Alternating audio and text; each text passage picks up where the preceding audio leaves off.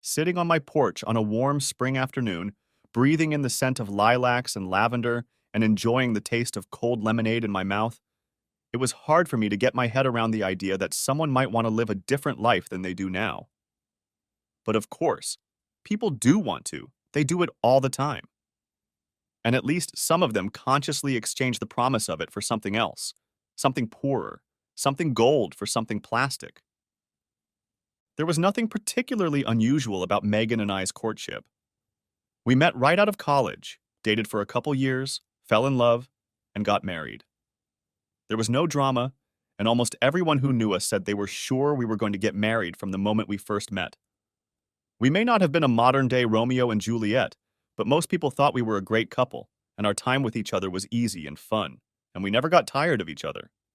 At least it seemed that way to me. I guess our life as a married couple wasn't particularly remarkable either, but I was happy. She worked in publishing, and I got a pretty good job as a programmer at a software company. We were renting half of a duplex and saving up for a house. We had 2 cars, a big TV, and pet fish. We enjoyed the ordinary things, going to the movies, going out to dinner, dancing. We made plans for the great American dream, and as soon as we had enough money, we were going to start a family. We talked about our future as if we were ordering it from a catalog. We wanted at least 2 children, a boy and a girl, and a house with a porch, a fireplace, and a big backyard with lots of shade trees. Life was good, and it seemed like it was only going to get better from here on out. Our trajectory toward the fenced-in American dream was right on track until Megan met Teresa Thomas. Teresa worked in the copyright department at Megan's company. She was single, carefree, and, Megan thought, led an incredibly interesting life.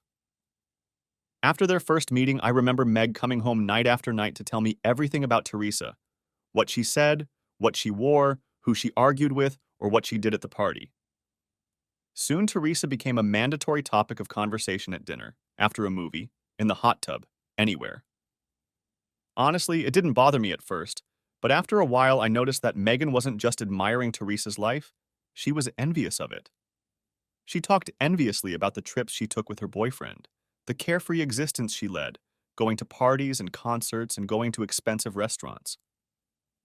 Unspoken was her saying that she wished she had more of what Teresa had, and gradually that message became annoying. A couple months after they met, Megan started taking Teresa out to eat and socialize with her, and that's how I was first introduced to my wife's obvious role model. I'll be the first to admit that she was pleasant to look at. She had smooth olive skin, long black hair, a curvy, well-built body, and dark, penetrating eyes. But as attractive as she was physically, her personality annoyed me. She behaved in a superior manner and seemed to think that all the people around her should be at her service.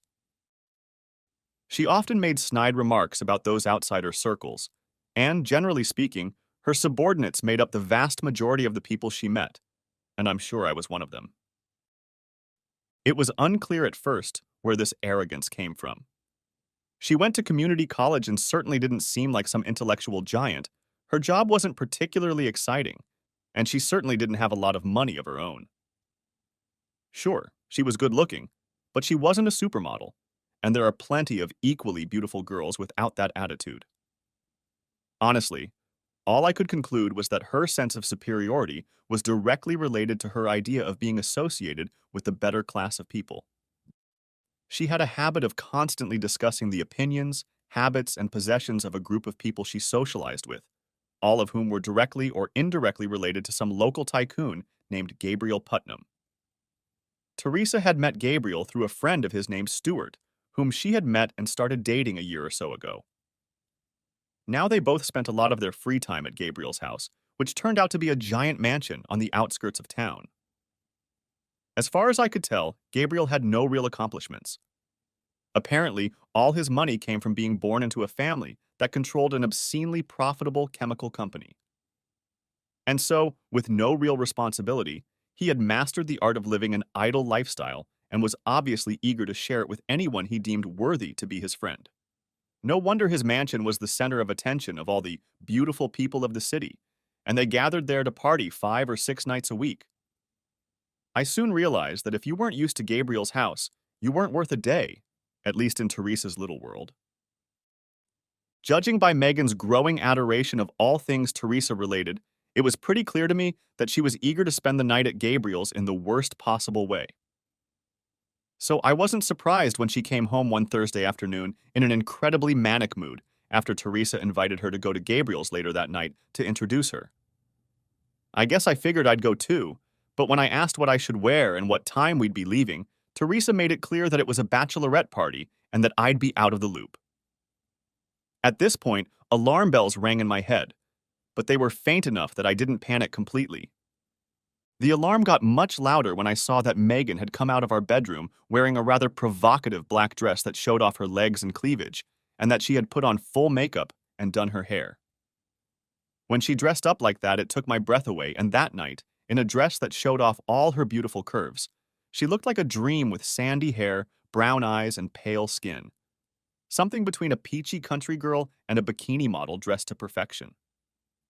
She was so gorgeous that I felt nauseous at the thought of how other men would make plans to try their luck once they saw her, and I had an overwhelming urge to ask her to cancel or insist that I go too. But before I could think of a diplomatic way to broach the subject and express my concern, she was already out the door with Teresa and on her way. After she left, I didn't immediately realize that waiting at home while she partied would drive me crazy, so I decided it was better to keep myself occupied somehow and decided to go to a football game with my buddies. My best friends were Greg Martin and Bill White, a couple of guys from our neighborhood whose company I could always count on. I had known Greg since college and Tom since we moved into their neighborhood, and along with their wives, Sally and Julie, we spent a lot of time hanging out together. The men often played golf or watched football together, and the girls often went shopping or even to the spa.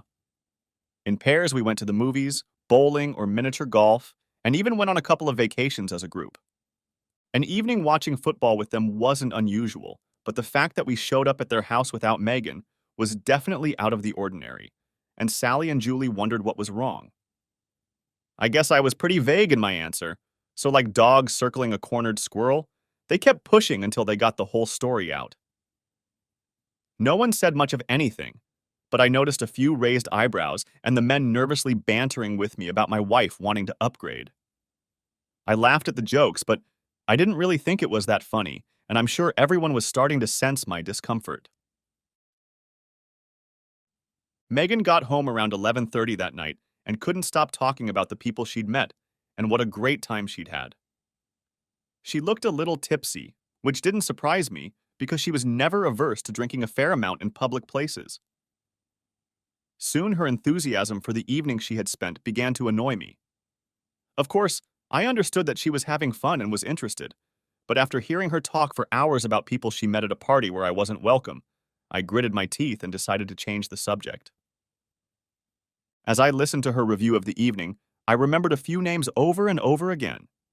The ultra-rich Gabriel was obviously charming and witty, as well as a gracious and generous host who didn't fail to shower his guests with food, booze, and compliments. As a popular, attractive, super-rich bachelor, Gabriel played the role of the perfect bachelor. Women of all ages swarmed around him all night long. Keeping up with him was a guy named Palmer, a local lawyer who seemed to be a very close friend of Gabriel's. Megan described Palmer as bossy, talking with obvious admiration about how he dominated conversations and was the center of attention, even if Gabriel was in the room. Apparently, everyone knew him or himself. He was a pretty popular guy, and judging by Megan's smile and excitement as she recalled the evening, she was very flattered that he spent a lot of time talking to her. Then there was Teresa Stewart's boyfriend, who, according to Megan, seemed a little younger and a little more playful. I think Teresa had been all over him all evening, but that didn't surprise Meg because apparently public displays of affection were common with Gabriel. I listened to her talk about how wonderful she'd spent the next few days, and a couple times I came close to saying how ridiculous I thought it was to lambast a bunch of socialites and their acolytes, but decided that would sound bitter or envious or both. Eventually, my answers must have worked, because she finally returned to talking about the mansion and its ever-interesting inhabitants and visitors. About a week later, she received the invitation again. This time, I insisted on going with her and was somewhat relieved when she didn't object.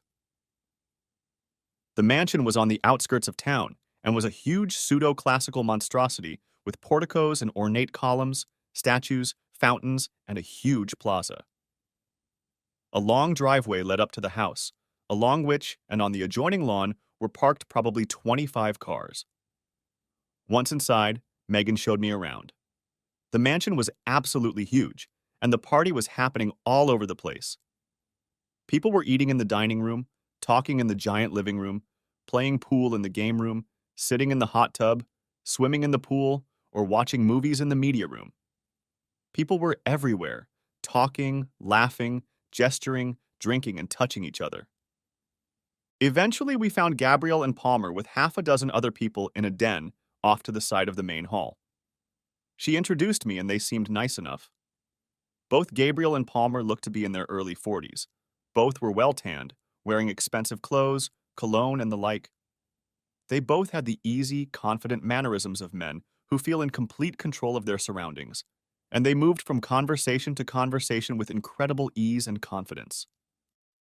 Anyway, they both greeted me quite warmly, chatted a bit, asking about my work and education, and then politely moved on to talk to more interesting people, mostly pretty girls, including Teresa and my wife.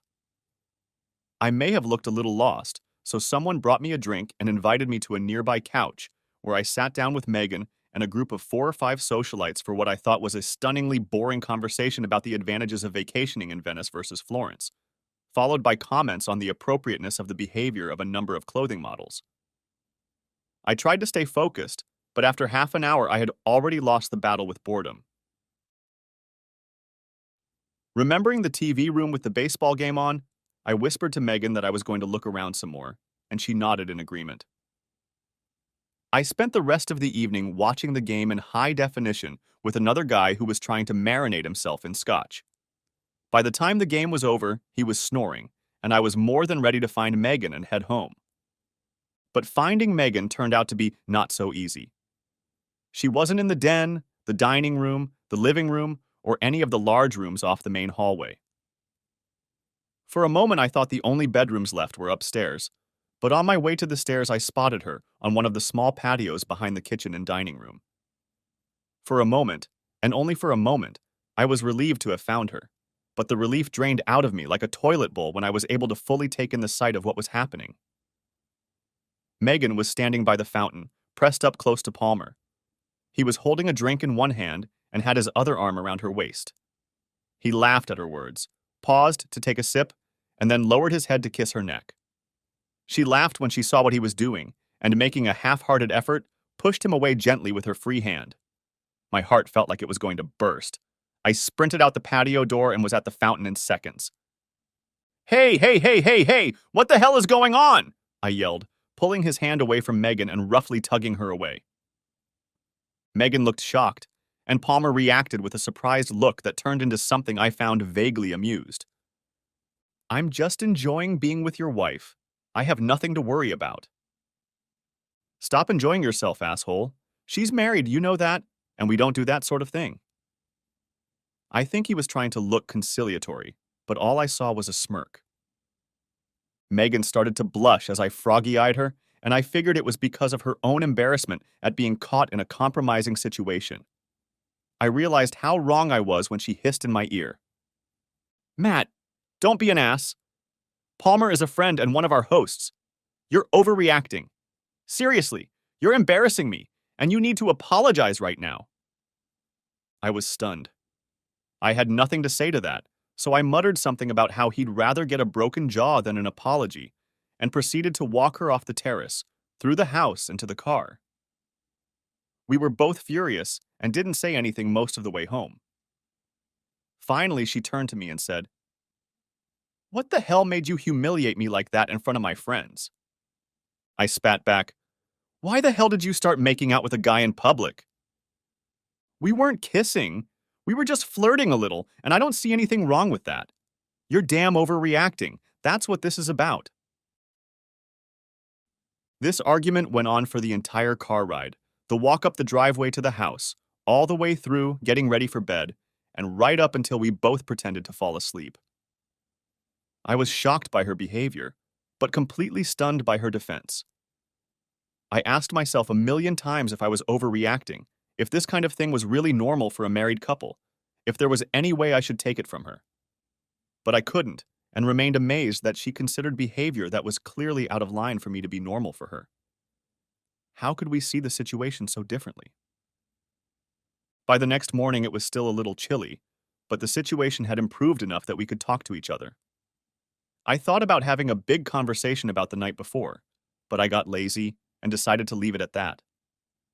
In fact, I guess I talked myself into believing that she was so embarrassed by her behavior that she decided to downplay its significance. Otherwise, defending her actions made no sense to me. But when she received an invitation to Gabriel's again on Saturday, I quickly quashed any thought of her going. We had already arranged for a barbecue at Sally and Greg's, which I thought should have been a lot more fun, and canceling it would have been very rude. Besides, I was still mortified by her behavior on Thursday and was not at all willing to give Palmer or any other guy another shot at my wife. Not surprisingly, Megan wasn't too happy about my decision and had been sulking and cursing all morning. Her mood didn't improve one bit when we arrived at the barbecue, and she refused to socialize at all. She drank more than usual, gave one-word answers, didn't laugh or even smile, and sat alone every chance she got. Finally, when she was alone in the house, I went inside to confront her. "Hey, what the hell, Meg? You're really ruining the party. Sally just asked if you were sick, and I just had to tell her you were in a bad mood.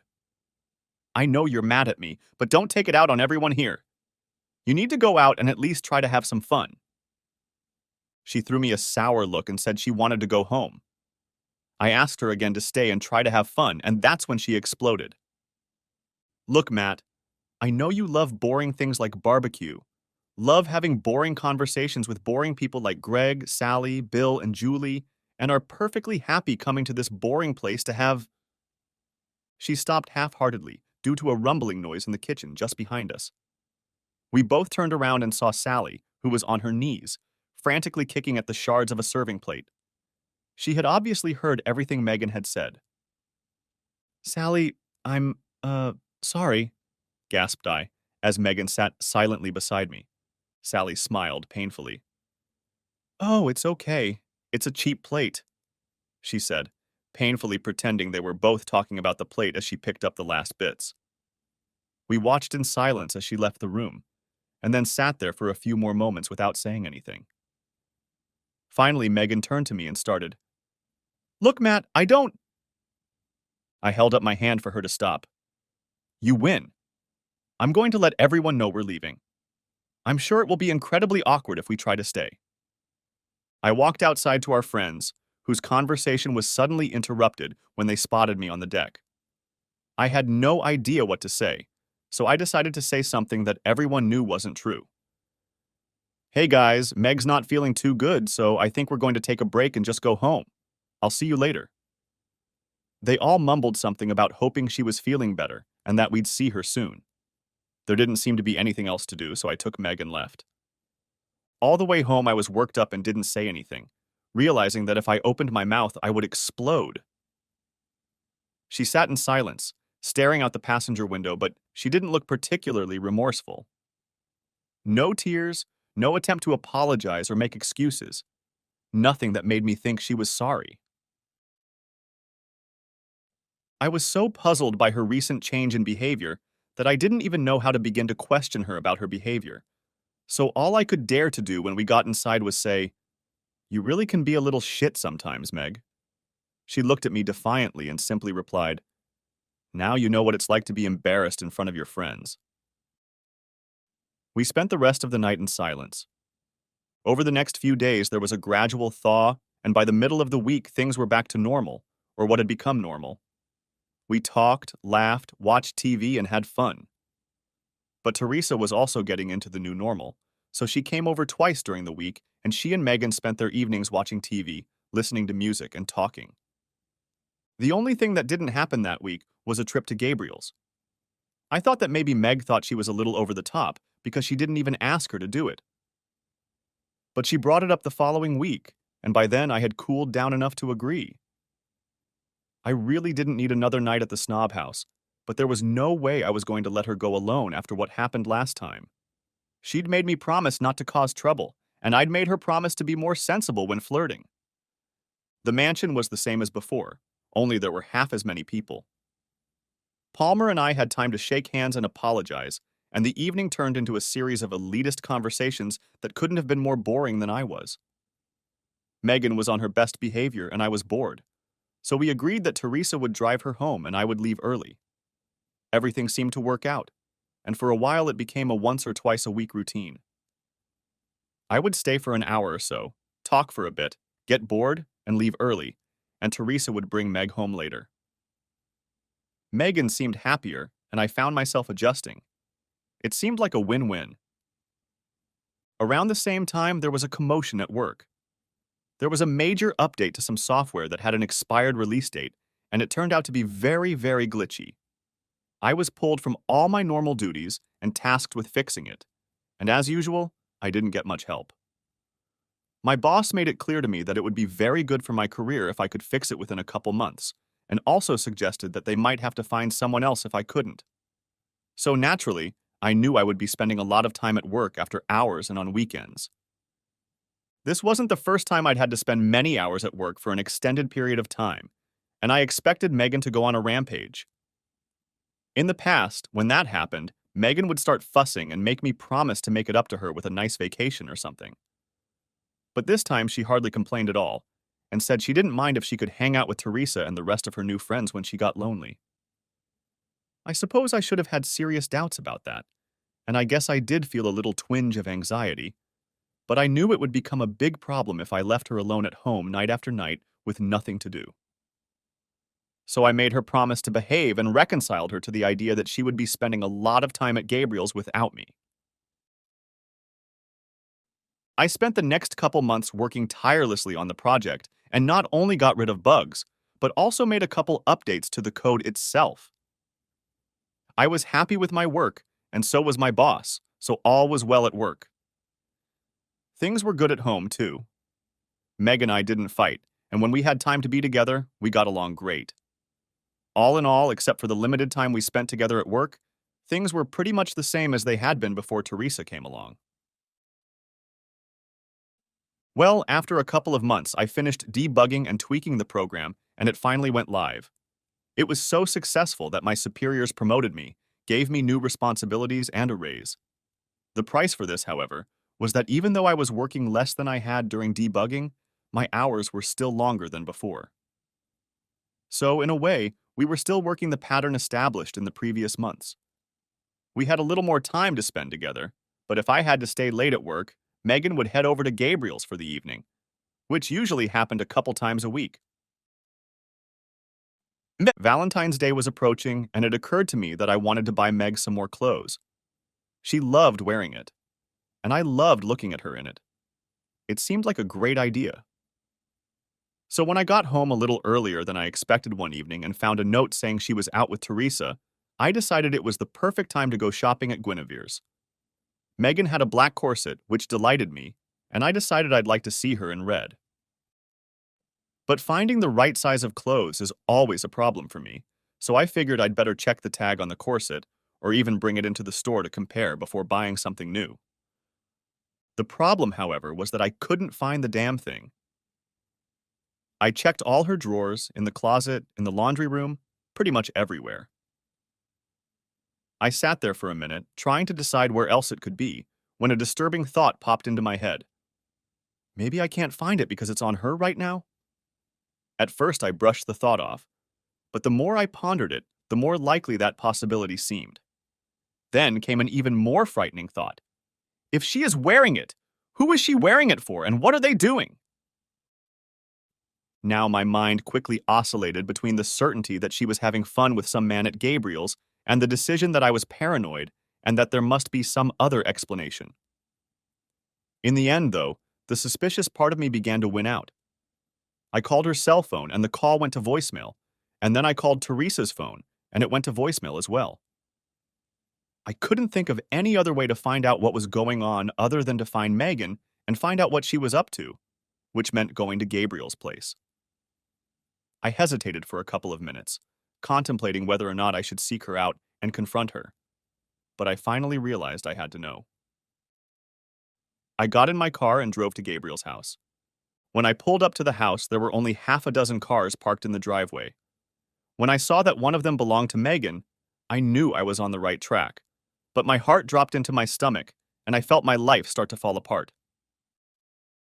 I parked, walked purposefully down the driveway, and knocked on the door, which was answered by Jordy, a huge, affable black man with a shaved head whose job it was to provide quiet and security. I thought about trying to squeeze past him to get inside, but even though I'm a pretty big guy, Jordy had 50 pounds of muscle, and I knew I wouldn't get far. I decided to act as relaxed as possible. I said hello, chatted a bit, and pretended I was welcome.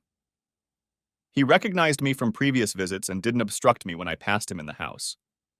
As casually as possible, I started looking for any sign of Megan. I checked the patios, vestibules, and living rooms. When I entered the kitchen, I saw Teresa and Stuart sitting at the table, drinking wine and eating some kind of cheese. They were both dressed in robes, and Teresa's hair was uncharacteristically unkempt. Everything about them seemed postcoital.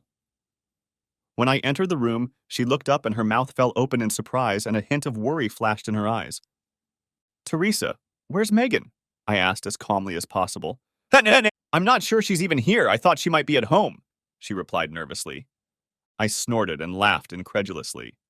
"Try again, Teresa. I know she's here." As Teresa tried to formulate another lie, she gave herself away when I saw her gaze shift nervously to the staircase that I knew led to some of the guest rooms upstairs. I unhinged my jaw, moved quickly to the stairs, and began to climb, 2 steps at a time. "Matt, stop! Matt, don't!" Teresa was almost begging. At the top of the stairs was a hallway with half a dozen doors on either side. I had no choice but to try them all. I cautiously opened the first door and saw a lump lying on the bed in the darkened room. My eyes adapted, and I realized it was just some guy taking a nap. The next 2 doors were empty, but in the fourth room, there was a couple lying on a bed. The room was as dark as an expensive restaurant, so it was hard for me to make out anything, since the only real source of light was the half-dozen candles at the headboard of the bed, as well as the faint light coming through the window and the minimal amount of light from the door I'd just swung open. The couple on the bed didn't react in any way when I slipped into the room, and I figured they either hadn't heard me or were so used to the occasional peek that they just weren't intimidated by the thought of a temporary or casual onlooker. I looked closely at the woman, and in the candlelight, I could make out her face as she turned slightly. She looked just like Megan. I stepped closer, and my foot hit something on the floor. Looking down, I recognized her black corset. My heart shivered. I leaned against the wall, fumbled for the light switch, and turned on the light. Megan quickly turned around and looked at me. First I saw annoyance, then surprise, then something else, maybe fear, but I wasn't sure. She rolled off the man, and I saw it was Palmer, sweating and more than a little annoyed. Megan sat next to him and looked directly at me. She spoke, slurring her words, notes of anger and concern audible in her voice. "Matt, why are you here?" "I came to see my wife," I said.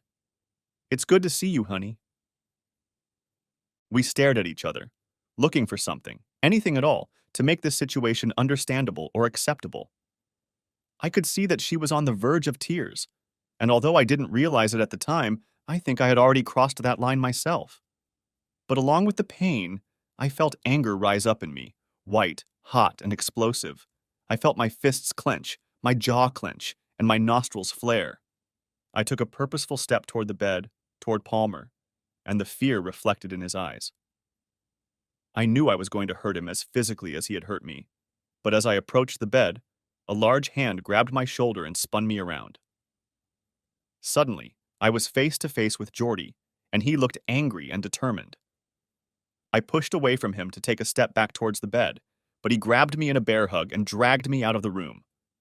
I managed to grab hold of his shoulders, pulling him to the floor, and we struggled there for a minute. For a moment, I managed to free myself and headed for the bed again, And when Palmer saw that, he hid behind Megan like a little boy. But Geordie caught me again, and this time managed to pull me back out into the hallway. He pinned me against the wall and spoke in a quiet, serious voice.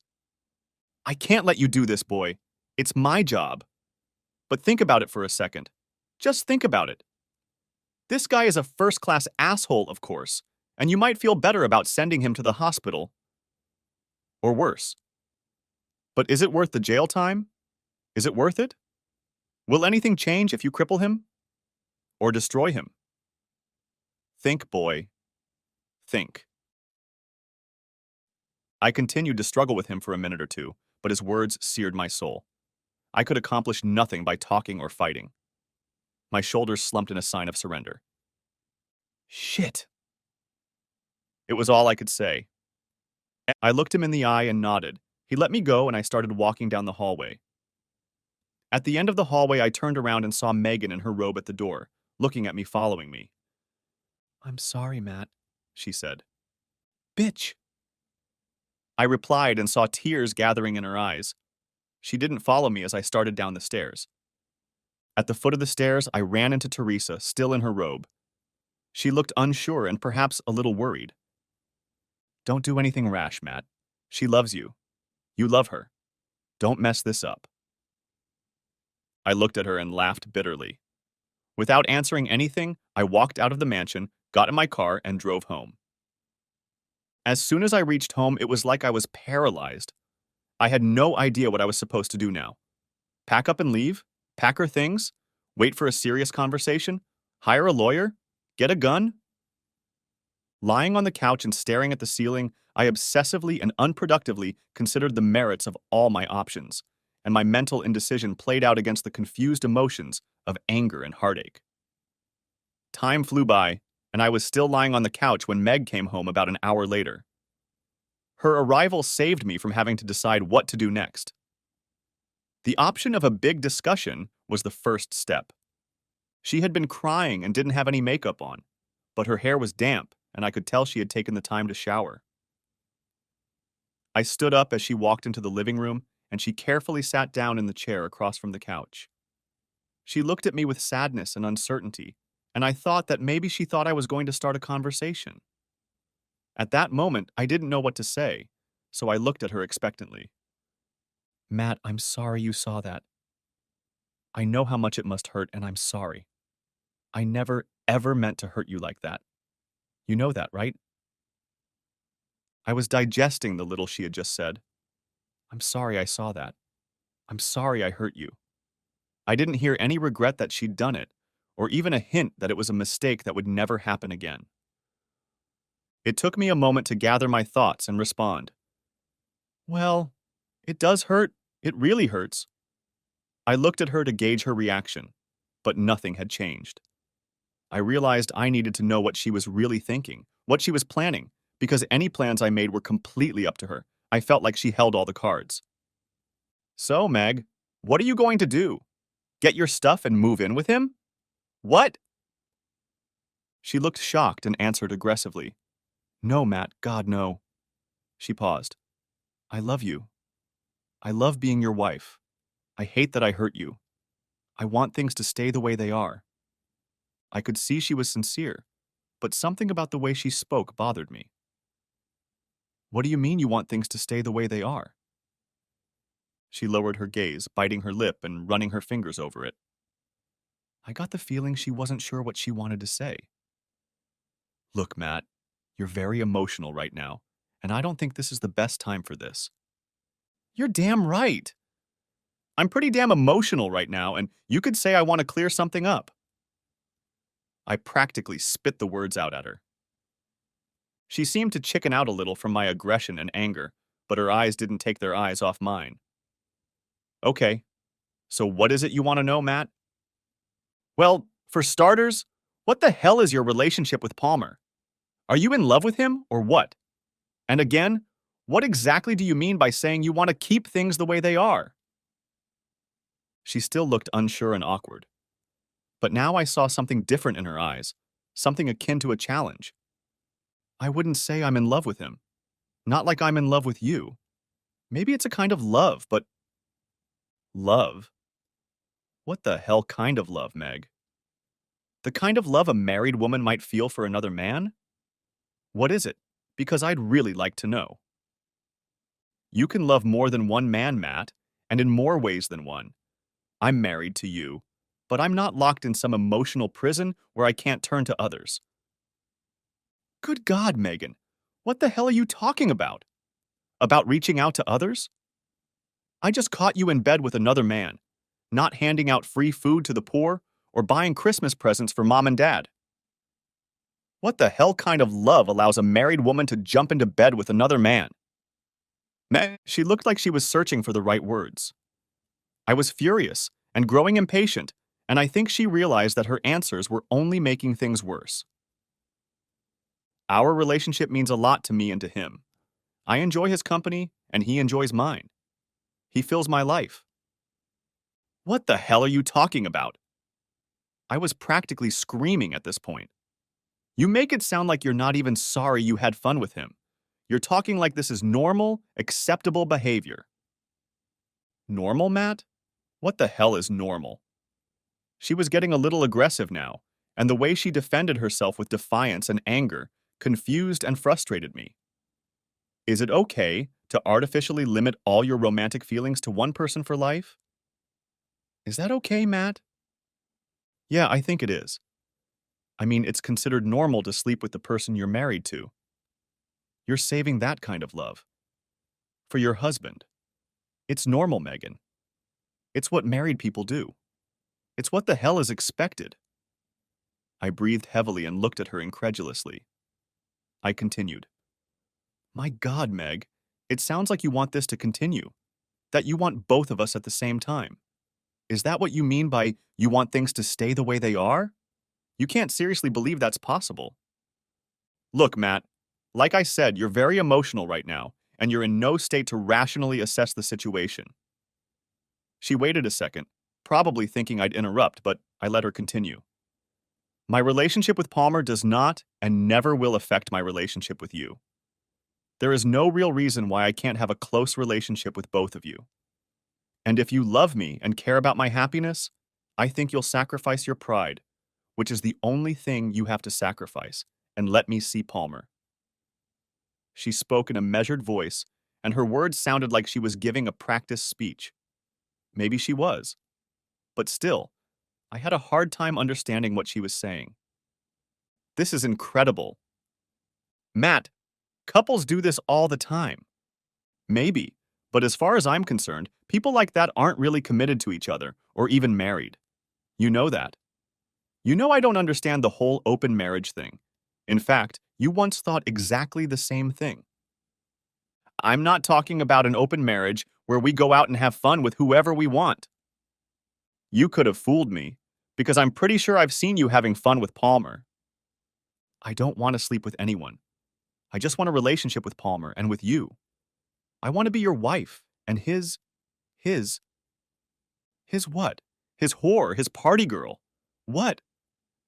She bit her lip, pondering. I don't know. Probably his mistress. I want to be your wife and his mistress. It's been that way for the last month or so, and that's what I want going forward. I was at a loss for words, staring at her with my mouth open and eyes wide with surprise and disbelief. Finally, I found some words. His mistress? You want to be his mistress? You know, Meg, this isn't the 18th century. We don't live in Versailles, and Palmer isn't some kind of lord. Now I stood, took a step toward her, and pointed at myself. And you know what else? I'm not some wimpy dandy who's willing to put up with this shit. I'm not going to flush my self-respect down the toilet just so you can play Marie Antoinette or whatever the hell you want to be. At this point, I was so angry, confused, and frustrated that I felt completely out of control. I couldn't take it anymore, and I knew that if I continued to argue with Meg, the situation would likely get worse. For the first time in my life, I understood how a man could hit a woman, and I didn't want to cross that line. You know what, Meg? I finally said, heading for the door. I'm out of here. I hopped out of the house, got in my car, and started driving aimlessly around town. Eventually, I stopped at a bar and had a few drinks, but it only made my mood worse. It was well past 2 in the morning by this time, and my mind was practically tortured by the memories of my fight with Meg. At this point, I really wanted to stop thinking about it, and somehow I knew I had to get some sleep.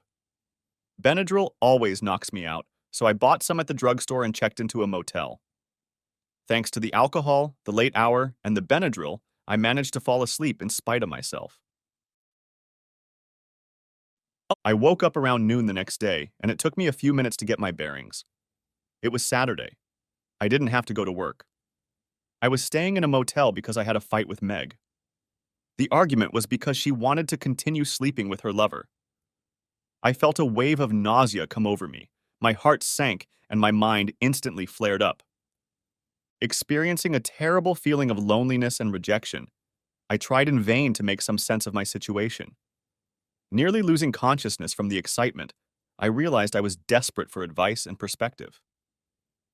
I needed a friend. Like a robot, I drove to Bill and Sue's house. When I arrived, they immediately knew something was wrong. I looked and sounded like a wreck, which was very appropriate because that's exactly how I felt.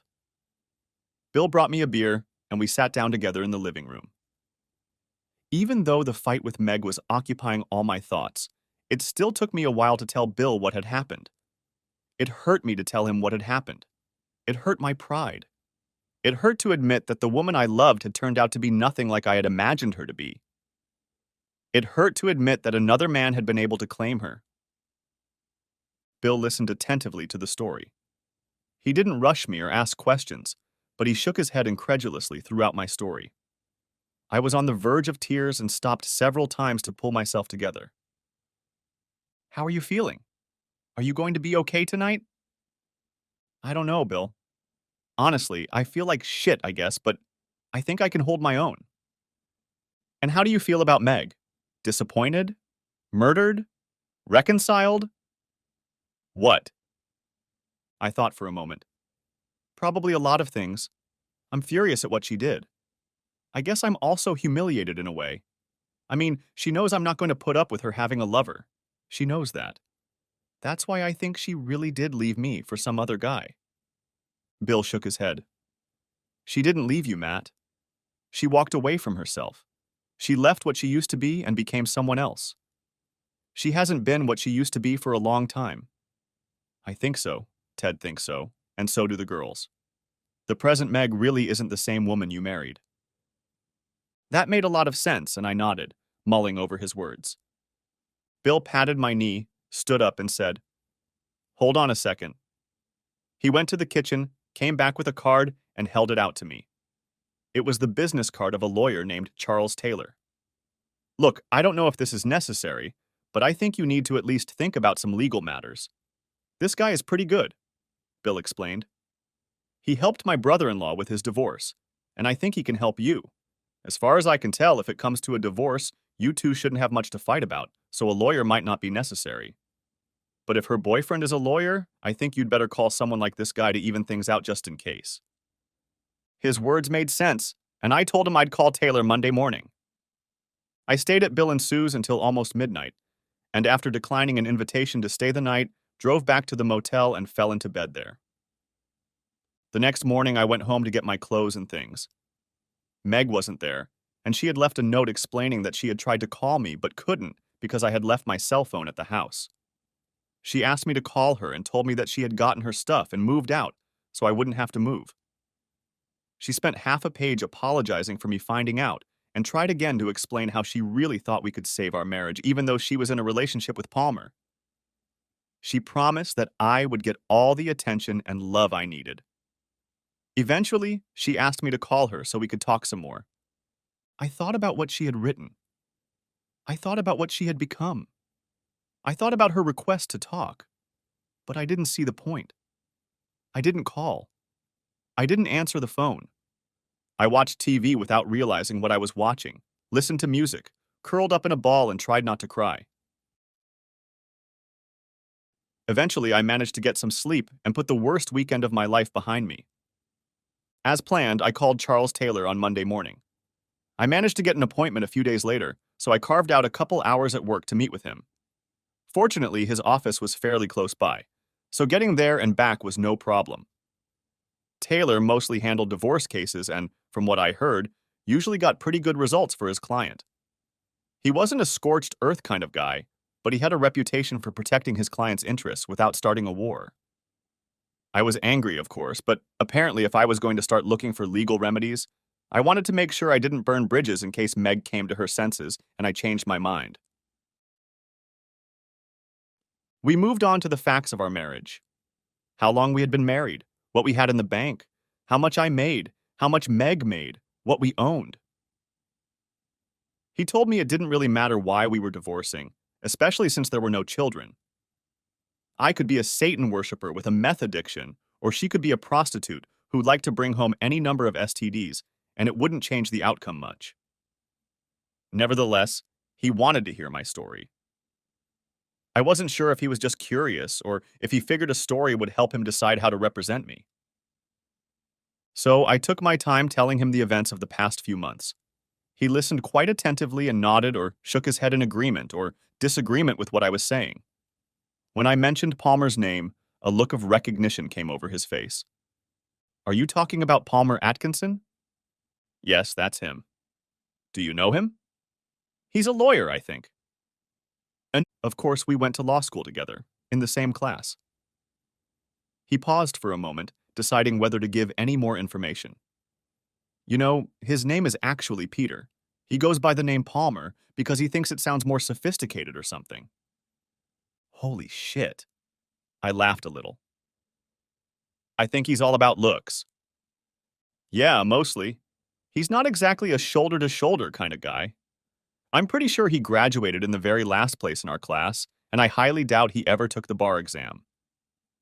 As far as I've heard, he's never practiced law. I was a little surprised to hear that. He seems to live well. Nice clothes, nice car. What does he do for money? Yeah, well, his wife is something of an heiress, so I guess he won the marriage lottery, so to speak. I was stunned. His wife? He's married? Really? What the hell? Taylor frowned. Sorry, I thought you knew that. Yeah, I'm pretty sure he's married, or at least I'm pretty sure he was married. He sat back down. Do you think it would matter to Megan if she didn't know? Maybe. But when she was married, it didn't matter much to her, so maybe not. Now I had one more thing to think about. If she didn't know, did it matter to Megan that he was married? If so, did it matter to me if she wanted to come back at this point? I doubted neither until I remembered some of her words from our confrontation. Couples do it all the time. She knew. She knew, and it didn't bother her. I spent the next few days in constant forced isolation.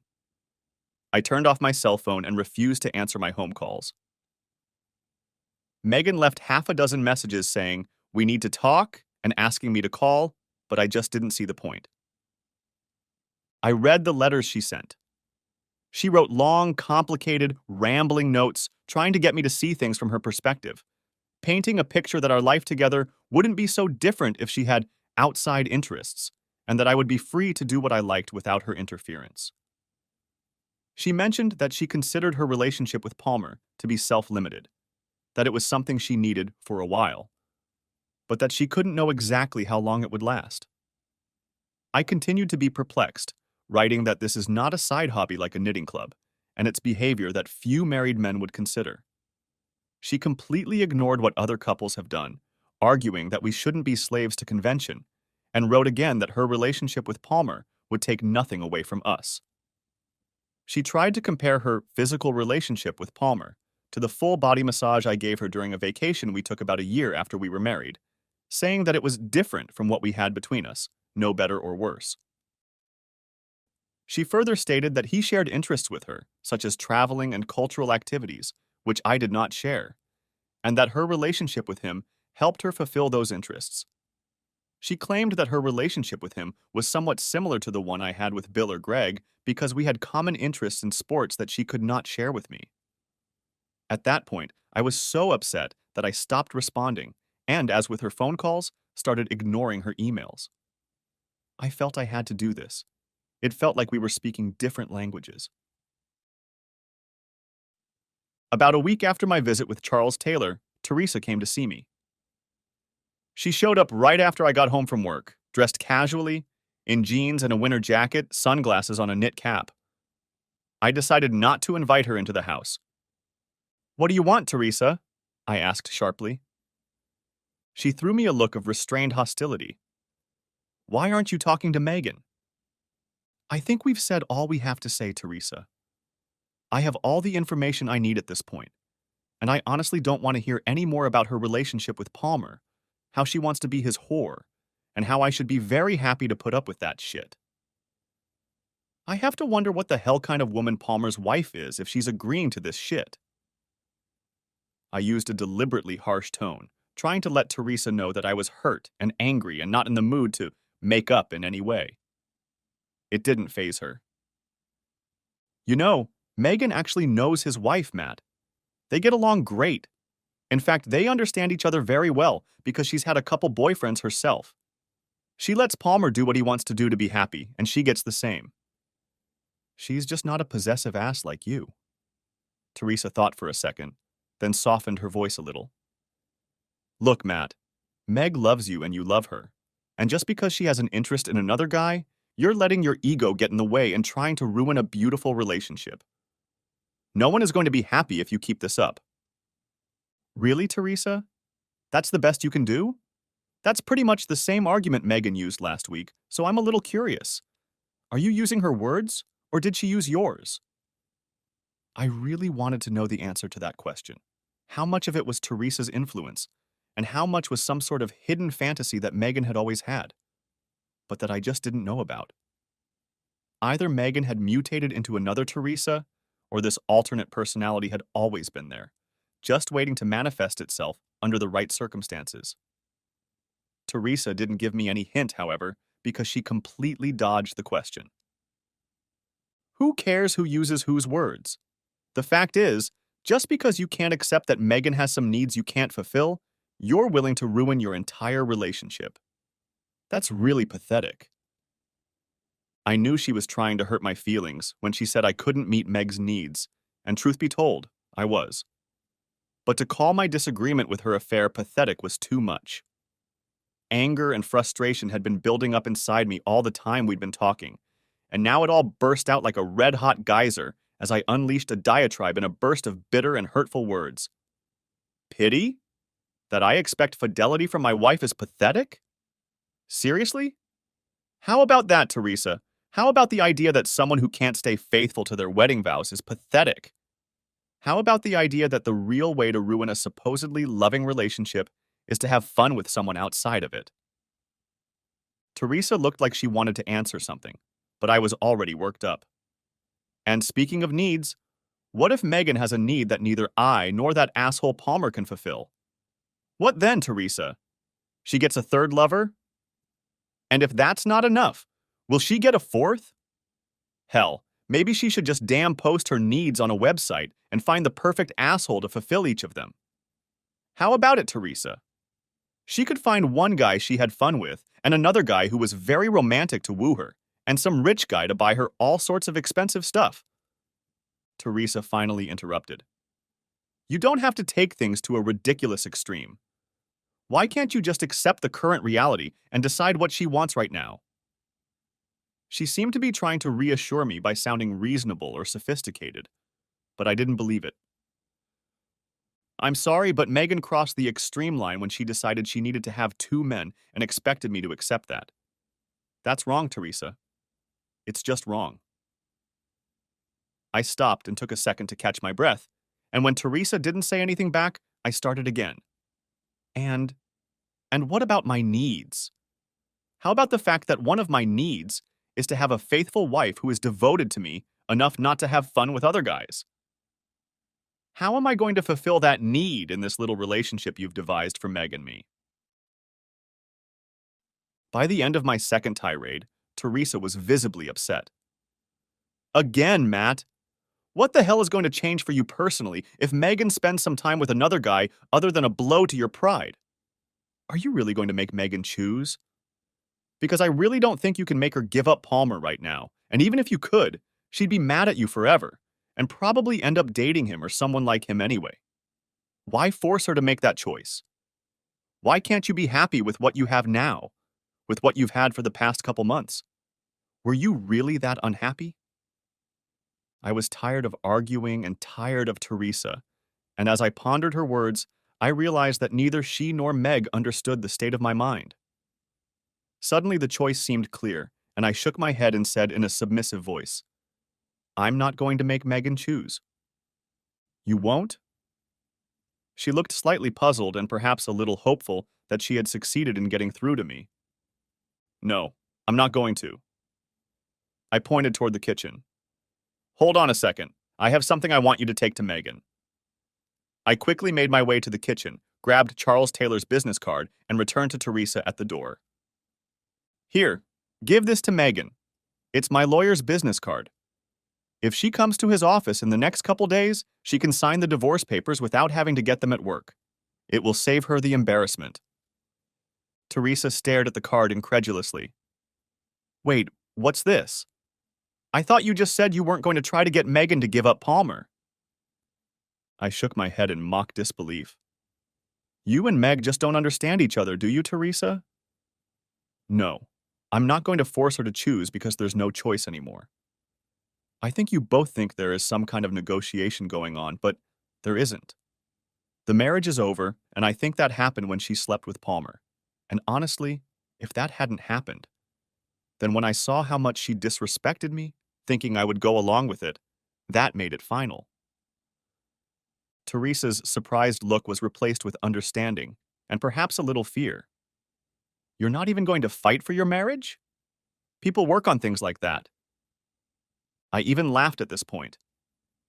As far as I'm concerned, you don't have to fight for your marriage. Understand, Teresa, the marriage is over, and there is no more choice or negotiation. Please be sure to explain that to Megan, because frankly, I don't want to talk to her any more than I have to. Teresa watched stunned as I slowly closed the door in her face. Part 2. I discovered that ending a marriage is not as easy as closing the door. Of course, I had made the decision and I knew it was the right one, as I realized I couldn't live with the arrangement Megan wanted. But even though I had smugly announced the marriage between myself, Megan, and Teresa, I was having a very hard time adjusting to the situation. All the time, all the emotion, and all the effort I had put into my 5-year marriage seemed wasted, and I couldn't shake the feeling that every moment of happiness I had experienced with Megan was either a lie or had been tainted by something she had done. It seemed that everything I did and everywhere I went reminded me of Megan and happier times. I found myself walking out of the restaurant without finishing my meal because my dish was the same one I had ordered the night I asked her to marry me. The tulips blooming all over the neighborhood were a painful reminder that they were her favorite flowers. Labradors were her favorite dog, rock was her favorite music, vanilla was her favorite smell. Sunny days reminded me of days spent outdoors, camping, gardening, or just walking. If it rained, I remembered lazy days by the fireplace, cozying up in a plaid blanket. It became impossible for me to sleep in our bed, eat at our table, or even live in our house, and eventually I had to move out of the duplex. Frankly, I was absolutely miserable, and I wanted to believe that she was experiencing the same loneliness and sense of loss that I was, and that she would at least express some regret. The marriage was over, I knew it, and I knew it was my decision. But I desperately wanted some sign, some signal that she valued our relationship, and that on some level she deeply regretted her choice. Unfortunately, aside from a few half-hearted attempts to get me to change my mind, she had basically given up, and it was clear that she was more than willing to quietly leave our marriage. I understood that it was easier for her because she had a lover, someone she could be with, who dulled the pain and made it easier for her to move on with her life. It seemed unfair to me that Megan could go on with half of what her life had become, and I was left without mine, especially since her half included new and apparently exciting things. While I didn't and couldn't know everything she did that summer before the divorce was finalized, I did know that she spent most of her free time with Palmer and Teresa and their band. I also knew that she had gone on vacation with him at least twice, once for a weekend in San Francisco and another time for a week in Europe. If she missed me, her new lifestyle no doubt eased the pain. The divorce was finalized a few months after my conversation with Teresa on my doorstep, and without much difficulty. The financial issues were fairly straightforward. Since I originally lived in the duplex, I had to give her some money for the furniture we owned, but otherwise it was handled quite simply. We each took half of our savings, clothes, and other personal items. She took her car, I took mine. Even though I had initiated the action, I couldn't shake the oppressive feeling that it was so insanely easy to end a marriage that each of us had promised would last until death. And though I was already struggling to come to terms with it, I was surprised at how devastated I felt when we finally got the signatures and I watched Megan walk out of the lawyer's office, no longer my wife. I was staring off into space, contemplating how weird, sadly surreal, and clinical the divorce proceedings had been, when I heard Taylor clear his throat. I glanced over at him and saw the concerned look in his eyes. "Are you okay?" he asked. "Yeah, I'm fine. Why?" "Well, you don't look fine." "It's been a rough day, you know. The end of something I thought was good and that I thought would last forever.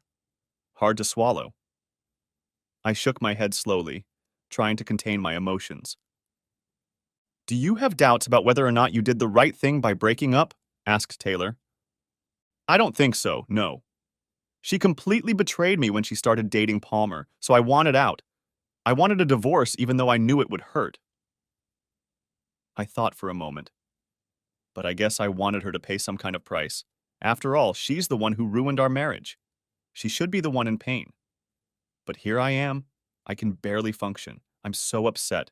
And she leaves here for her boyfriend and just gets on with her life. I guess I want her to feel regret too. I want to hear her say that she screwed up and that I'm better or something. I want her to be as miserable as I am right now. Taylor listened to me intently, nodding sympathetically in response to my words. He seemed to want to say something, but I got the feeling he was considering whether or not to do so. Finally, he cleared his throat and cautiously began to speak.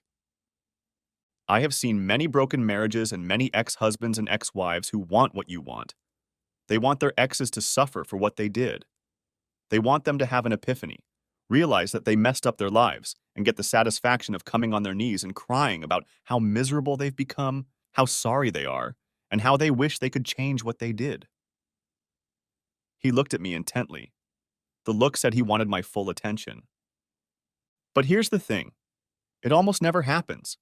And even when it does, even when a tearful ex admits in great detail all the things he did wrong and all the things he regrets, that admission doesn't do much for smart people, because these are the ones who adjusted well after the divorce, who moved on. They have a new wife, new kids, a new home, and a new life, and they no longer care about the old life, the old wife, and the old resentments. I don't know for sure, but I have a feeling that someday Megan is going to regret a lot of what she did. But you can't wait for that day. You have to start living a life where you don't care at all how she feels. It's the only way to stay happy. Hell, it's the only way to stay sane. I didn't take Taylor's advice at first, though I thought about it a lot over the following weeks as I wandered through life, trying to adjust to the huge, gaping emotional wound Megan had left me. That wound demanded my attention, reminding me of my loneliness, her betrayal, and my apparent failure as a husband and as a man. In its best moments, it was like a tethered wolf that growled, trying to get my attention and threatening to slam into me if I let it break free. At its worst moments, it was like a fatal injury that caused unbearable and unrelenting pain until it consumed me whole. At work, I was almost unapproachable, writing code in silence, never talking or smiling to my coworkers. When I was with friends, I would mope, almost aggressively, and bring a dark cloud of uncomfortable gloom into their homes. When I was alone, I stared at the television, at the words in a book, or at the ceiling, waiting for the hour hand on the clock to magically bring me closer to something resembling happiness. When I slept, it was only after I cried. It went on like this for weeks, maybe months. I wanted to take Taylor's advice. I wanted to stop thinking about Megan and just be happy. I wanted to have a new wife, a house, a baby, and a dog. But I couldn't figure out how I was going to achieve that. I felt like a man without clothes, tools, or even a map, sitting on an ice floe in the middle of the ocean who just wants to get home or at least get warm. How do you force yourself to be something you're not? To feel what you don't feel? In the end, I think it was my friends who started to break the ice for me. Over time, in their company, I began to enjoy the things I used to do: playing games, playing sports, going camping, going to the movies. They were kind enough to continue to put up with my moods and tirelessly try to do their best to bring me out of my melancholy. And so, each week I talked more, smiled more, and eventually laughed more often. See, one night, after we had dinner and played a couple video games, they all jumped on me and started insisting that it was high time I started dating again. In mock agony, I accused them of trying to get rid of me and that they wanted to dump me and my problems on some poor, unsuspecting girl. They lashed out at me and gave me an ultimatum, an offer they correctly thought I couldn't refuse. They had 6 tickets to a concert I really wanted to go to. One of the tickets was mine if, and only if, I could get the girl to go with me. Of course, they knew I might try to trick them into going to the concert, so there were a few conditions. She had to be unmarried and a non-native. She had to be about my age, so I couldn't invite one of the old widows from work. And she couldn't take money in exchange for a date, which pretty much eliminated my first plan to ask out one of the working girls from downtown. I had a pretty brunette with a good figure at work that I was somewhat friends with, and it turned out she was available and willing to go. I felt awkward at first, but we ended up having a good time. The concert went great, we went in for a bite to eat and a few drinks afterward, and I even felt comfortable enough to ask her out. We saw each other a few more times, had fun, and even though we both knew we would never be a couple, spending time with her gave me the courage and boosted my ego to keep trying. Over the next few months, I gradually started going on dates with some frequency, and soon I was going out almost every weekend. I found that several girls at work, at the gym I went to, or at the few parties I attended, were more than interested in me. Their attention and interest really made me feel better about myself. While I did enjoy their company, I did not, or perhaps could not, get into a serious relationship with any of these women. With a couple of them, I became quite close. All the while, I made time to spend time with my friends. We did the usual things, and they would ask me about all my latest dating adventures. Sally and Julie were particularly interested in who I really liked and who I was thinking of getting into a serious relationship with, and were invariably disappointed when things didn't work out. I figured that sooner or later they would try to take a more active role in getting me into a long-term relationship, so I wasn't particularly surprised when I went to watch the Super Bowl, I found, in addition to 2 other couples, a pretty girl about my age who just happened to be there to watch the game, but was absolutely my date for the evening. Her name was Leanne. She had strawberry blonde hair that she had put up in a ponytail, emphasizing her cute round face with a slightly upturned nose and a few freckles. She was short in stature, probably a full foot shorter than me, and she had a slender figure. She had a lazy, toothy smile and was very easy to talk to. I didn't realize right away that she either really liked football or she was very well coached by Bill and Greg, because she said the right things at the right moments. This made it easy to strike up a conversation, and it didn't take long before we were talking, arguing, and joking about what was happening on the field. But by the end of the game, the topics of conversation went beyond football, and we started talking about work, ourselves, and life in general. She was a nurse who grew up in the area and worked at the local hospital, where she met and became friends with Julie, who was also a nurse. To my surprise, I also learned that she had a boyfriend named Danny, who was one of the numbers counting specialists at the hospital and was out of town for the weekend. From what she said, I gathered that they had been in a pretty serious relationship for some time and were in fact engaged. But for various reasons, they had both decided that it would be a good idea to step back and rethink things. She spoke about him in a clinical, almost dispassionate tone, as if she was trying not to say anything that would get her emotional and embarrass her. So, since their relationship was no longer strictly exclusive, and she was feeling a little lonely on Super Bowl Sunday, Julie had invited her over to her place.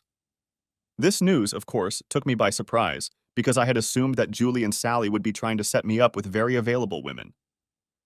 When she left after the game, the women began the inevitable questioning about what I thought and whether I would ask her out again, and I brought up the fact that she had a boyfriend. Julie tried to explain. Well, like Leanne said, they were in a serious relationship for a while, but now they're not, and they both go out with other people from time to time. But she still has a boyfriend, and she made it clear that they almost got married. There's a very big difference between almost married and married, Sally replied emphatically. What about almost married and completely free? That's a very big difference, too. I shot back. Julie snorted derisively. Come on, she's not almost married now. That was months ago. And frankly, I think that ship has sailed. How do you know? If it was over, that's what she would have said. And frankly, I don't want to get involved with a girl who is one step away from a serious relationship. I don't think it's a good idea. Julie raised an eyebrow. You looked like you were having a good time. It can't be such a bad idea. I had a great time, absolutely. But that's part of the problem. I thought for a moment, and then continued, trying not to hurt their feelings too much with what I was about to say. I just really don't want to get burned right now. Seriously, I really appreciate you trying to set me up like this, but I just don't understand why you thought it was a good idea for me.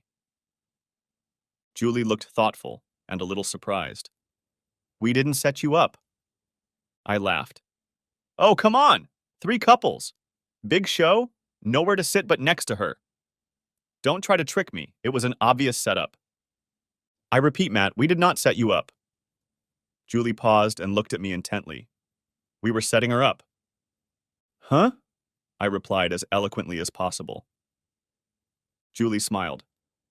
Look, Matt, you've been dating just fine for a few months now, and I'm sure it won't be long before you find the right girl for something more serious. You don't need our help. She, on the other hand, needs a really nice guy. She paused again, hesitating whether to continue. Matt, the truth is that her relationship with Danny has become more than toxic, but she just can't give it up. She needs someone like you to help her break free. I was stunned by what Julie had just said. I still felt like a fool trying to get my footing in the dating world, so the thought that Julie and Sally thought I was doing great took me by surprise. Besides, given my recent experience, I didn't like the idea of playing the role of the other man in front of a woman who wasn't out of her relationship yet. Did I really want to help win the girl away from the other guy? Did I want to be a smaller version of that asshole Palmer? Nah, it would have been an easy decision if I wasn't having a good time with her, but I was having a good time, and I couldn't escape the thought that, other than a boyfriend, she seemed to have everything I wanted. I ended up sitting at work all evening and all the next day contemplating whether or not to call her. By Monday evening, I decided it wouldn't hurt if I tentatively contacted her to see what would happen.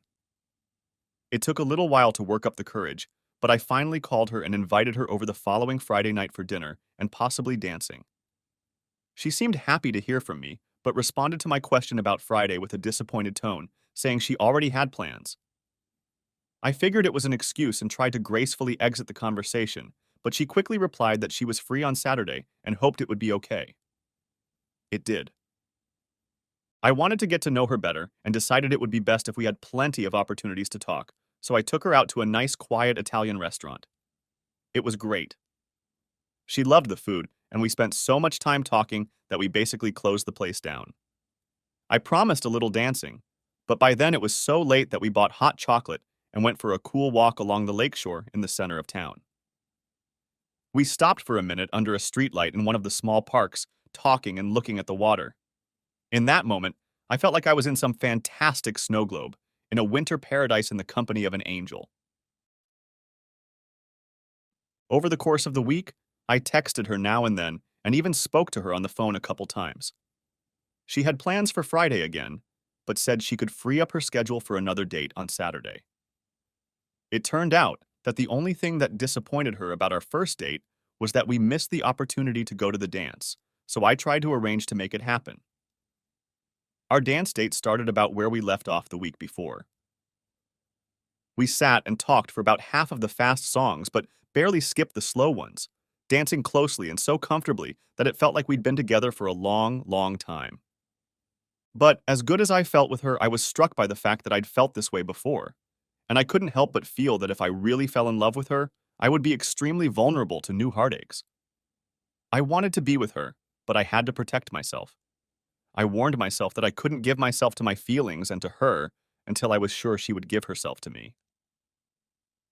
I didn't want to expose my newly healed wounds to another emotional trauma. When I drove her home, she invited me in for coffee.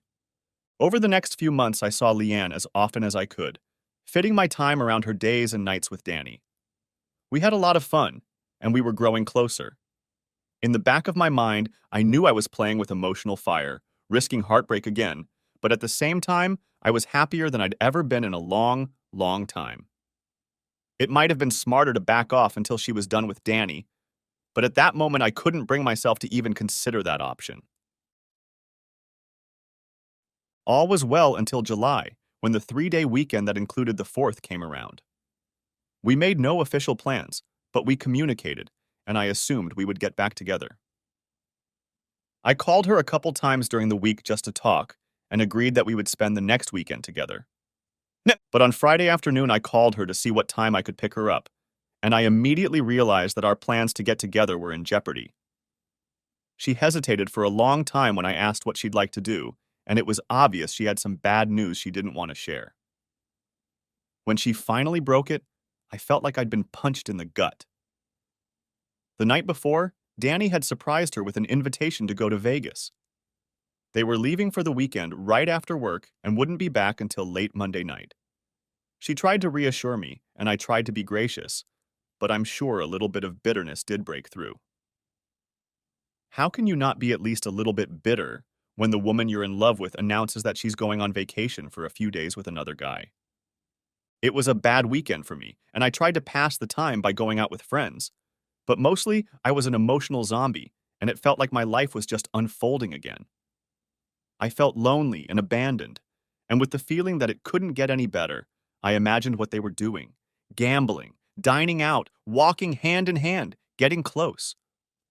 The images I was creating were eating away at me and turning my gloomy mood into a midnight mood.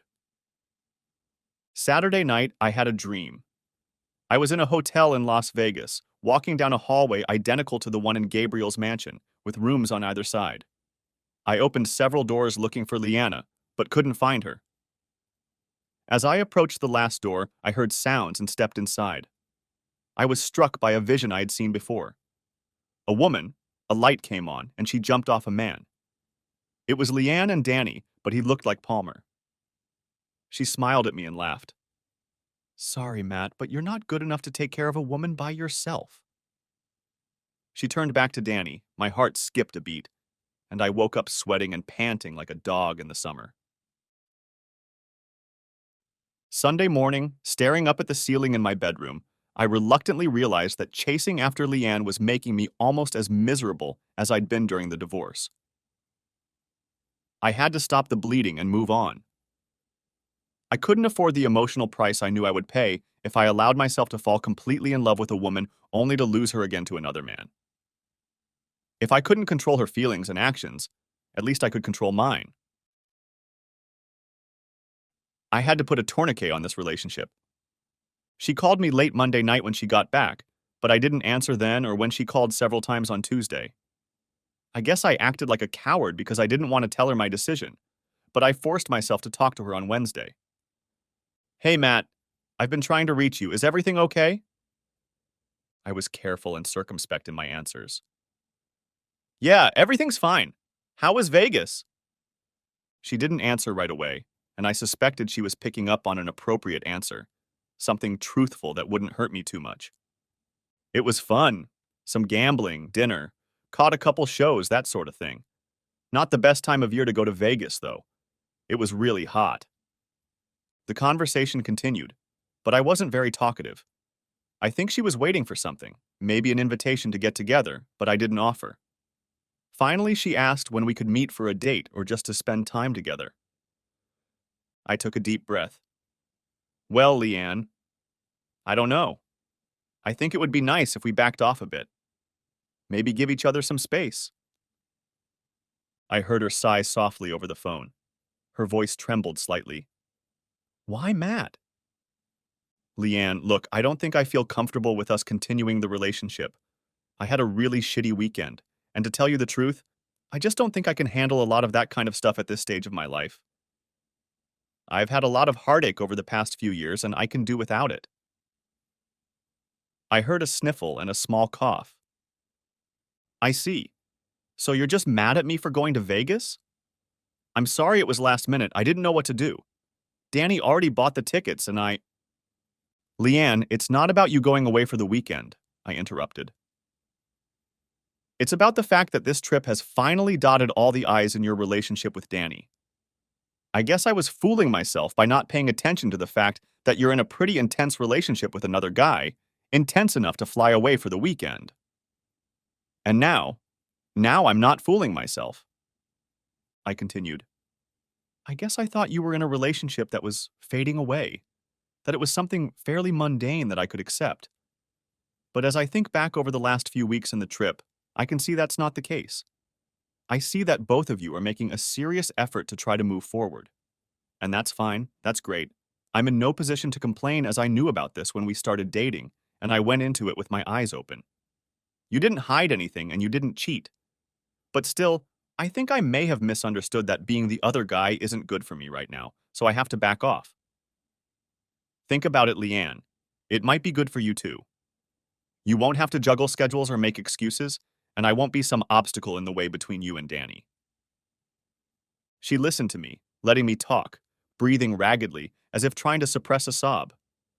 Finally, when I stopped, she said, Is that what you think?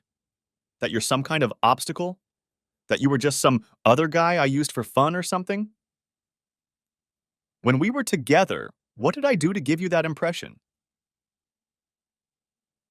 I don't know, Leanne. I don't know what you think of me or us. So please tell me, what am I to you? Because honestly, I can't figure it out. She started to cry. I've been trying to get to know Matt. I thought we were trying to figure out who we were, who we could become. My heart clenched because she looked so upset, but I reminded myself what this conversation was supposed to be about and repeated my version. Look, I'm not trying to be a jerk or give you an ultimatum or make you feel bad, but I can't go on like this right now. Like I said, it's best for both of us if we simplify what's going on, and realistically speaking, that means you and I are going to have to back off from each other. If we do that, I won't be in as much pain, and you won't have to work beside me while you try to deal with Danny. Leanne whimpered some more. I guess I didn't realize you were in so much pain, Matt. It was, I said. It was, thought I, saying goodbye and hanging up. For the next few weeks, I tried my best to immerse myself in my work. I had another rather important assignment that required a lot of time and concentration, and I was grateful for the distractions. It made the days go by more smoothly, and the late returns home made the nights a little shorter. On weekends, I sought out friends to hang out with and tried not to be Mr. Frowny. Julie and Sally took me seriously, although they gave me a hard time about it at first. Julie felt that I shouldn't think about giving up, that if I waited, her relationship with Danny would almost certainly crumble and we would eventually become suited to each other. I expressed doubt that she would be able to get over Danny anytime soon or ever. I made it clear that staying away from her was very hard for me and that I had no hard feelings toward her, but I just couldn't pay the emotional price for continuing to pursue her. I remember Julie saying, the price of regret is pretty high too. And so it all happened again. The loneliness at night, the pain, the thoughts of a woman I cared deeply about spending time with another man, trying to soothe the pain by working hard and pretending that cheering on my favorite baseball team and playing video games was enough to be happy when I was home. I was miserable. One night, about a month after that, I was awakened from a dead sleep by the sound of my cell phone ringing. I looked at the clock, saw that it was 2 in the morning, and rolled over onto my back without answering it.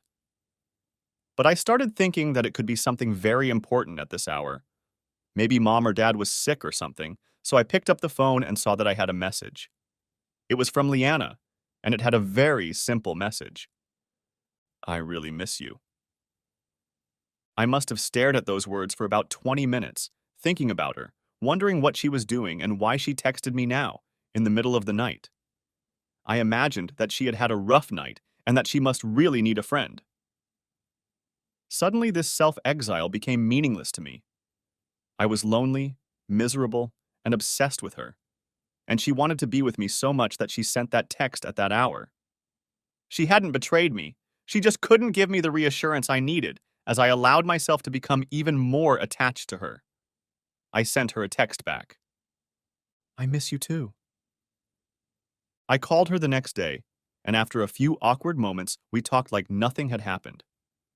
We talked and texted for a week, and eventually I asked her out to dinner.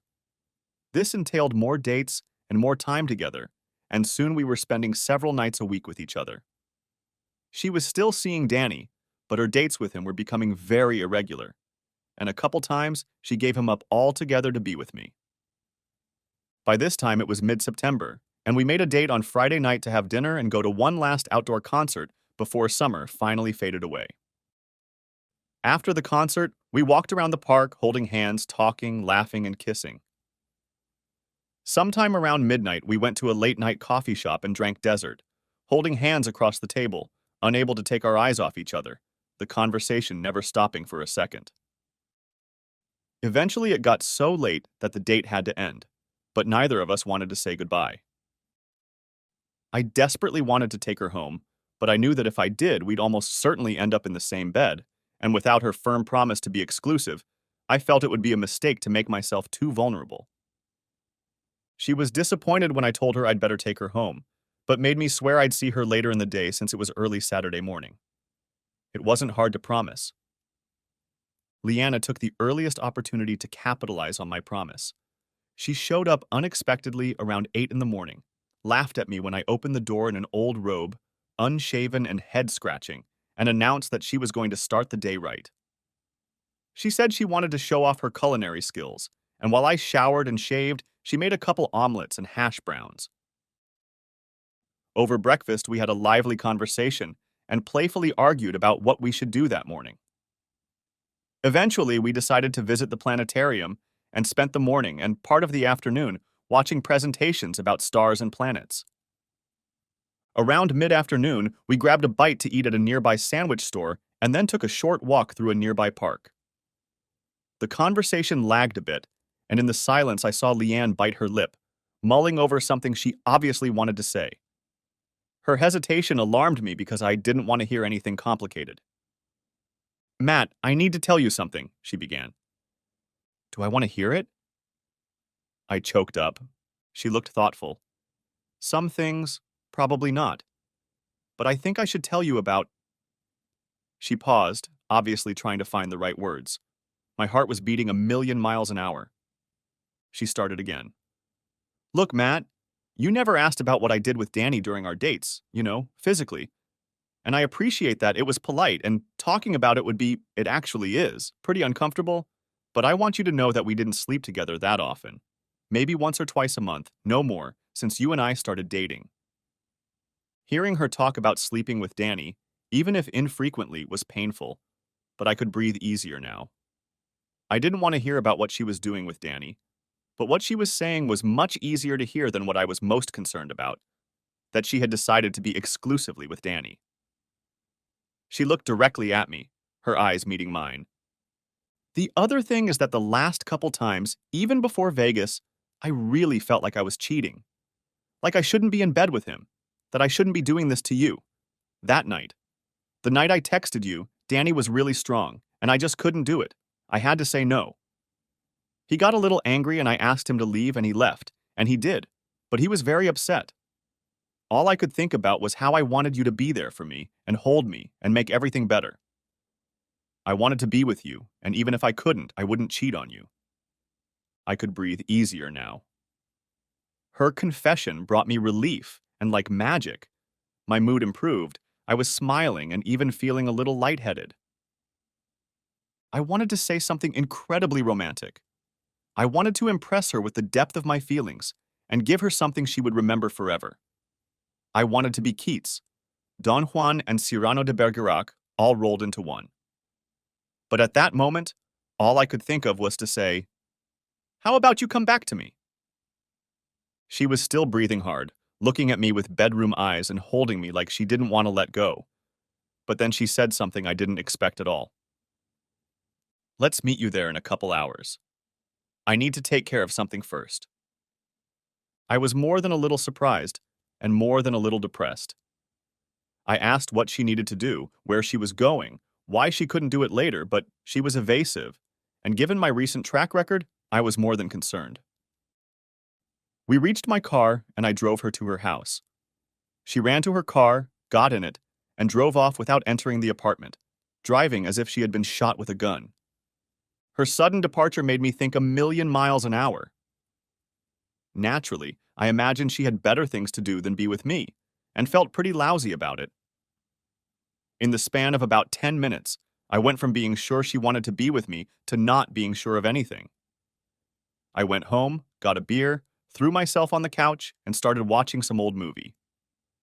2 more beers, a ham sandwich, another old movie, and I was already sure I was going to spend another night alone when suddenly my front door rattled open. It was so loud and unexpected that I jumped up from the couch, thinking it was the cops or something worse. Leanna burst into the living room, wrapped her arms around me, and kissed me. "Missed you," she said. "I went to see Danny." Having said that, she looked at my face, no doubt seeing the look of extreme confusion on it. "It's not what you might think. I had to tell him it was over. We'd been together a long time, Matt, and I didn't want to do it over the phone. He deserved to talk face to face. To do otherwise would have been cowardly." I was relieved, but still puzzled. "You had to do that tonight?" "Yes, Matt, I had to. And I did it for you. For us." Within minutes, we were in bed. Over the next few days, Leanna moved into the duplex with me. She hung her clothes where Megan's used to be, along with her makeup and shoes. We ate together, watched TV together, and slept together. It felt like a marriage, and after a few months of this relationship, I saw no point in not making it official. I asked her to marry me at the same Italian restaurant we went to on our first date, and her response was to rush across the table to hug me, spilling water on the tablecloth and staining her blouse with red sauce. At Thanksgiving, we went to her in-laws' house so they could meet me. Apparently, they were a little concerned that Leanna had gotten involved in a new relationship too quickly, and were also a little worried about my divorce. They stopped worrying when they saw us together, and after Leanne privately explained the circumstances of my divorce. I was nervous, but I think I made a pretty good impression. And by the end of the weekend, her family was treating me like an old friend, and her parents were already asking about our plans for the kids. Leanne and I didn't drag out our engagement and got married in a small village chapel on a crisp, snowy Saturday in February. It was a small, intimate wedding attended by family members and a few close friends. I had a hard time deciding on a best man, so Bill and Greg shared those duties, with Leanna's sister being maid of honor. Julie and Sally were bridesmaids, and as it was, they pretty much took over the wedding preparations, taking care of details that neither Leanne nor I were particularly interested in. The day after the wedding, we flew to St. Thomas and had a very relaxing and memorable honeymoon. We had such a good time that we promised each other we would return, perhaps for our 10th wedding anniversary. Over the next few years, Leanne and I saved up our money and eventually bought a house. It was a 4-bedroom house with a beautiful front porch and a large yard with trees and a flower bed. On the day we closed the deal, Leanne announced she was pregnant, and by the time we remodeled the inside of the house, there was a baby boy in the freshly painted nursery. With Tommy's birth, our lives changed, but I couldn't have been happier. We were becoming the family I'd always dreamed of. Shortly after Tommy was born, there was a shooting at Gabriel's house. Turns out some guy's wife had made a scene with one of Gabriel's friends, and he didn't take it as phlegmatically as I did. He pulled out a gun and shot Jordy in the leg and walked around the house until he found the wife and her lover, whom he shot before pointing the gun at himself. I think his wife survived and Jordy is okay, but the shooter and lover both died.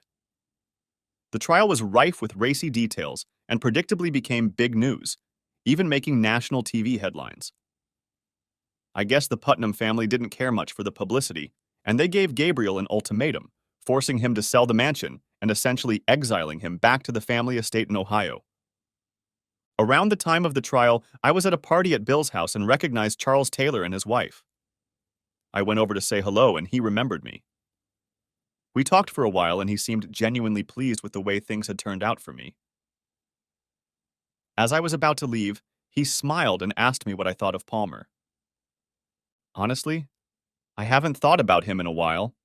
What do you mean? Ah, well, I guess you haven't heard, but he's divorced. His wife finally dumped him for cheating? No, that's the funniest thing. They had such an, open marriage, and I guess she eventually got tired of Palmer and fell in love with one of her boyfriends. Anyway, she had an ironclad prenup, so Palmer was perfectly safe when she left him. So what happened then? Him and Megan? No, I don't think so, he interrupted. He had to leave town to get a job, and I'm pretty sure he left alone. Turns out he doesn't have any skills as a lawyer, which shouldn't surprise anyone. I think he works 9 to 5 at his brother's hardware store in Pittsburgh. Funny, isn't it? Yeah, I guess so. A little off the beaten path, huh? Taylor laughed and winked at me. I remembered what he'd told me in his office the day of my divorce, and realized how right he'd been. Things hadn't worked out between my former rival and Megan, and while that was interesting, I didn't need to know about it to be happy. I had a family that I cared for and loved, and that was all that mattered to me. The last time I saw Megan was about 3 years later. It was at the nursery, and I was with my boy, who was sitting in a cart while I was looking at the flowering plants. Leanne, who was 7 months pregnant with our second child, was examining the trees on the other side of the nursery. As I pushed the cart toward the row of lavender, Megan stood at the far end of the aisle examining a basket of herbs. She hadn't changed much, maybe put on a little weight, but overall remained the same. I saw her first, or at least I thought I did, and called out to her. She looked up at me and smiled, and I walked over, pushing my basket. Hey, Matt, wow, it's been a while. How's it going? Her smile wavered slightly as she looked at me, and she looked more vulnerable than I'd ever seen her. I smiled back, told her she looked great, and told her I was doing fine. She nodded and then turned and smiled at Tommy. And who is this little guy? That's my son, Tommy. Tommy, can you say hello? As usual, he was a little shy and very quietly mumbled something that could be mistaken for a greeting. He's a sweet little boy. She smiled. So, how are you, Matt? What do you do? We talked about gardening for a bit and then found out how life was generally going. She was still working the same job, making pretty much the same paycheck. She wasn't seriously dating anyone and hadn't for some time. I wasn't entirely sure, but from what she said, I got the impression that her relationship with Palmer had ended long before he had to leave town. She mentioned that Teresa had married Stuart, but apparently the mutual commitment didn't work out for them, and they divorced after a year. Teresa moved in with Megan after that, but eventually they stopped getting along and she moved out after a few months. So now Megan lived alone in a small downtown apartment that didn't have much greenery. She said she buys herbs to plant in the little window box and envies the big garden I have. When we finished talking, Leanne showed up and I introduced her. We chatted for a couple more minutes and then said goodbye, and Leanne and I checked out and walked to the car. But as usual, Leanne forgot something and ran back to the store while I drove the car to the exit. A couple minutes later, Leanne came out of the store looking a little worried. I asked if she was upset, but she quickly put on a smile and shook her head, claiming she was just trying to make sure we hadn't forgotten anything else. We returned home and spent a typical spring day gardening and goofing around. Eventually, Tommy, Leanne, and I settled down on the porch swing, drinking lemonade, smelling the lilacs and listening to the sounds of the neighborhood. The silence was broken by Leanne. So what were you and Megan talking about before I got here? Oh, nothing. Just about gardening and stuff. I didn't really have anything to say. It It was a little awkward, really. You didn't say anything bad? Of course not. Why do you ask that? I was puzzled. Because when I got back to the store, she was standing in the same aisle crying. I had to go around her so she wouldn't see me. She looked really upset. I shrugged my shoulders in response, as I didn't know what to say about it. But as I thought about it, I remembered all the plans Megan and I had made when we got married.